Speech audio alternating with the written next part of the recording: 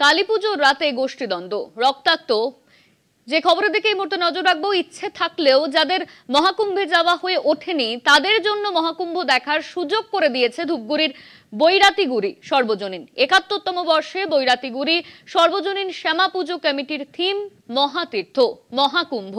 এই মহাতীর্থ মহাকুম্ভ দর্শন করতে ভিড় জমাচ্ছেন দর্শনার্থীরা।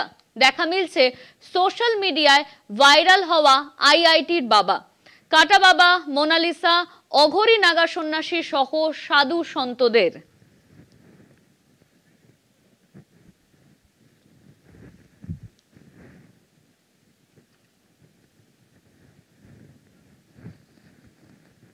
ইতিমধ্যেই ৭১তম বর্ষে থিম মহাতীর্থ মহাকুম্ভ। মহাকুম্ভ দর্শনে ভিড় জমাচ্ছেন দর্শনার্থীরা। মহাকুম্ভ দর্শনে ইতিমধ্যেই ভিড় জমাচ্ছেন দর্শনার্থীরা। মহাকুম্ভের আদলে পুজো মণ্ডপটি তৈরি করা হয়েছে। বৈরাতিগুড়ি সর্বজনীন পুজো কমিটির থিমে চমক। ৭১তম বর্ষে থিম মহাতীর্থ মহাকুম্ভ।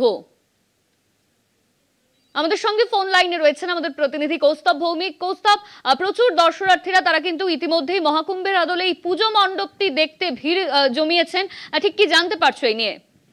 একদমই অনন্যা, ধূপগুড়ি শহরের যে কয়েকটি বড় বড় পুজো হয়, শ্যামা পুজো হয়, তার মধ্যে অন্যতম এই বৈরাতিগুড়ি সার্বজনীন শ্যামা পুজো এবার ৭১তম বর্ষে পদার্পণ করলো।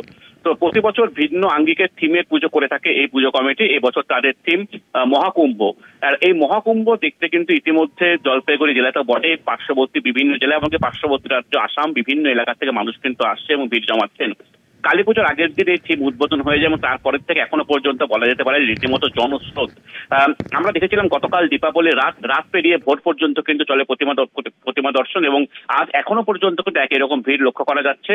যেমন জানতে পারা যাচ্ছে যে ভাই ফোটার পরের দিন পর্যন্ত এই পুজো মণ্ডপ থাকছে এবং আগামী দিনগুলোতে যে এই পুজো মণ্ডপে ব্যাপক মানুষের সমাগম হবে এই কথা কিন্তু বলার অপেক্ষা রাখে না। তুমি জানো যে মহাকুম্ভে বেশ কয়েকটি চরিত্র কিন্তু সমাজের মধ্যে ভাইরাল হয়েছিল, যেমন আইআইটি বাবা থেকে শুরু করে পুঁথির মালা বিক্রেতা মোনালিসা। তাদের আদলে কিন্তু এখানে মূর্তি তৈরি করা হয়েছে। পাশাপাশি কুম্ভ মেলায় যে পুণ্য স্নানের চিত্র সমস্তটা কিন্তু তুলে ধরা হয়েছে। যারা যেতে পারেননি মহাকুম্ভে তারা কিন্তু এই স্বাদ ধূপগুড়িতে এসে উপভোগ করতে পারবেন, এমনটাই জানিয়েছেন পুজো কমিটির উদ্যোক্তরা। শুধুমাত্র বৈরাতিগুড়ি নয়, বিভিন্ন এলাকায় কিন্তু একই রকমের পুজো হচ্ছে। ধূপগুড়ি শহরের বিভিন্ন প্রান্তে বলা যেতে পারে যে দীপাবলি উপলক্ষে একটা ফেস্টিভ মুড এবং হাজার হাজার মানুষ কিন্তু এই মুহূর্তে রাস্তায় নেমেছে ঠাকুর দেখার জন্য। অনন্যা, ধন্যবাদ তোমায়। আমাদের সঙ্গে ফোন লাইনে ছিলেন আমাদের প্রতিনিধি কৌস্তব ভৌমিক।